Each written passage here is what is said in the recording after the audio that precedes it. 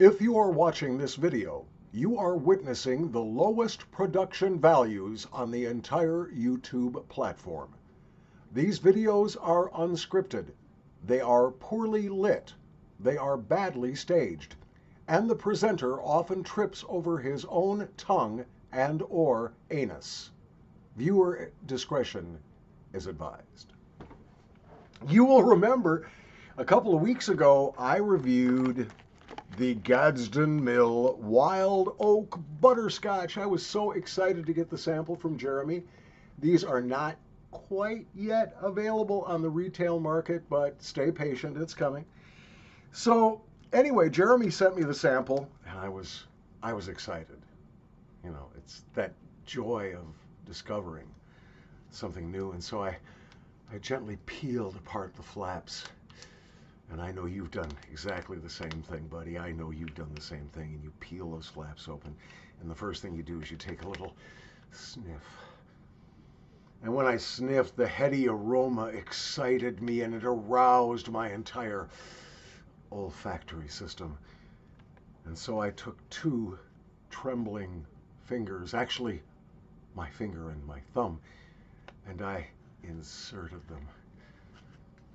And when I tried to grab a pinch, I discovered mud. Well, okay, mud is a little much, that's extreme. But it was very wet, very reminiscent of the moisture level of Skoal or Copenhagen or other wet snuff oral tobacco. Not exactly perfect for sniffing.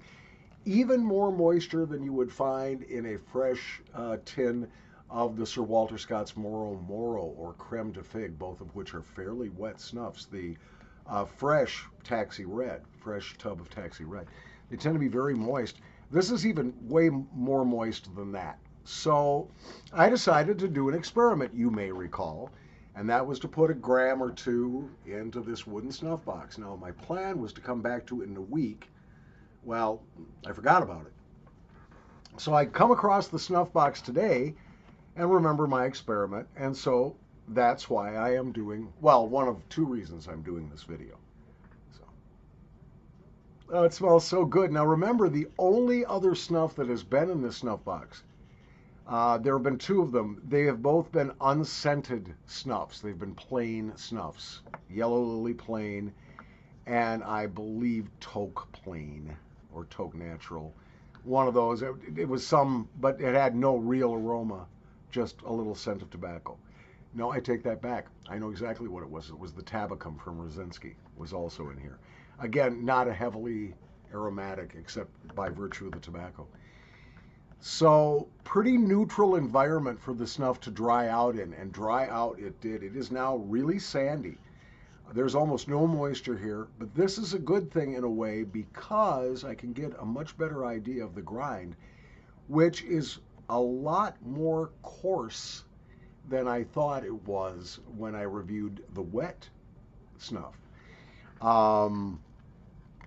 Wet, wet, I sound too extreme. It's moist, but the moisture is excessive. How's that? This is kind of sandy now, and that's a good thing. I can tell that it is more coarse than I initially thought, but I can also tell Jeremy, congratulations. This grind is a million times better than what you produced 4 years ago. We have we have a good, even grind here. I'm going to take a pinch. And hey, I didn't get snuff all over me. Oh, that's so lovely, but don't expect a candy butterscotch. When I heard wild oak butterscotch, it's like, ooh, butterscotch. I'm thinking, you know, like Jell-O cook and serve butterscotch pudding, or butterscotch topping for ice cream, or butterscotch discs, or Werther's Originals. No, it's not that at all. It's a very botanical sort of butterscotch, if that makes sense. I do not recall the ingredient that is added to this as well. I forgot, but I'm sure Jeremy will comment again because I'm getting old and senile. But whatever it is, the scent profile, the aroma profile is just delightful. Nicotine is slightly above mid-range, but barely above mid-range, at least in this current condition. And of course, This is not really a re-review, but I give this a 5 out of 5. Even in the overly dried out state, it's very, very good. And I'm sure this has lost a bit of aroma just from the time it is spent in the snuff box, because that's what happens. Snuff box really should only be used to carry a day or two's worth of snuff. Now, this snuff box will contain an awful lot more snuff than what I would use in 2 days, right? And it's tempting to fill it fully, but you don't really have to. If you have a big snuff box or a larger snuff box like this, you don't have to fill it all the way, you know. But now I got a question, and you can comment below. Do you think I should just sniff up the rest of this dry, because it's perfectly acceptable? Or would you like to see me continue the experiment by adding a pinch or two of the more moist snuff to this to see if I can balance out the moisture a little bit and bring back some of that aroma? Or should I just say, forget it? I don't know. You let me know. As always, I do appreciate the subscriptions, and if you are already subscribed, please do hit the notification bell icon and set up your notifications so that you get notified when I upload new content. Also, pressing the like button does help the YouTube algorithm find videos by topic as much as anything else. It goes into the calculation of which videos will be the most popular with new viewers that may not be familiar with the channel or the topic. So likes do help. And of course, your comments. This is a two-way street here, and your participation has always been my compensation. I appreciate the comments more than you know. It's nice to interact with friends. Since I'm pretty much stuck here in the dank basement in the cold Minnesota winter, all by myself with too much goddamn nasal snuff, it's all over the house. Well, anyway, that is pretty much the end of the snuff portion, except to tell you this, young'un. We're going to be doing a pinch with your squinty a little bit later tonight. I am going to insist on the right of having a good stiff drink or two on camera. We'll pinch some snuff. We might even smoke a little of the green. We'll talk. We'll listen to some music. We'll make some music maybe. We're going to have some fun with some snuff tonight. I have still not figured out streaming. I want to. I would love to make this a two-way. You know, the other thing I can do too is we can set up a group Skype chat. I'd have to limit it to like 4 people. But if you're the first 4 in the comments that say you want to do a Skype chat, and then we can stream it, or not stream it, but put it up as a video, yeah, let's do that. I mean, let's do something fun tonight, all right? All right, from the dank basement, I am your Squicket Funkle Donkey, Paul Schallbetter. Thank you for watching. Now, that's the end of the snuff part, but I do have you pipe smoking fans. I got something to show you, and you're going to be impressed.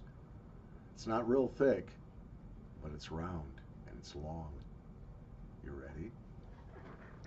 I was searching through my tobaccos for whatever. I don't even know what I was looking for. And I came across this. This is a plastic version of a Kellner jar, and with the rubber grommet and so on. And even so, this had gotten dry, so I rehydrated it. And this is precious because I don't know that I can find this anywhere from any U.S. retailer. This is the Gawith and Hogarth Happy Brown Bogey. This is not a rope tobacco. The diameter is too thin. The gauge is too thin. So this is called a bogey. And traditionally, these were both chewed and smoked. You know, the Welsh coal miners often would take a chunk of something like this. And that's why these were released in flavors like black cherry and licorice and vanilla as well. The miner would go down into the mine where, of course, you couldn't smoke, and he would chew on the tobacco, and when he pretty much wore through the tobacco, he would save the cud. He would save the chewed tobacco. He'd go home and he'd dry it out, put it in his pipe, smoke it, and anything else that was left, including the ash from the pipe, would be turned into snuff. So it was the complete use of the tobacco. I don't know what has happened to Gawith and Hogarth. If you have information on where I can find some of their harder to get blends, the Coniston Cut Plug is one that I'm always interested in. The Vanilla Cream Flake or Cherry Cream Flake, I love both of those. There are several. Please let me know if you have a good, solid retailer that will ship to the United States. Let me know in the comments, and I thank you. From the dank basement. Don't forget, we're going to be pinching, drinking, sniffing, doing whatever. A little bit later tonight, if you're in the U.S., maybe we can hook up, or in Europe and our Night Owl, we can hook up and do a four-way. Up to four, I can have up to 3 other participants besides me. So if you want to be, we'll have a panel. We'll have a snuff summit right here via Skype. That's the best I can do. I'll try to capture it on video and I will upload it. At least they will get my face and the dialogue, so you don't have to worry about looking pretty on the Skype call. What do you think? Let me know. From the dank basement, yo, yo. Yo, yo. No, seriously. The lowest production values on the entire YouTube platform. What can I tell you?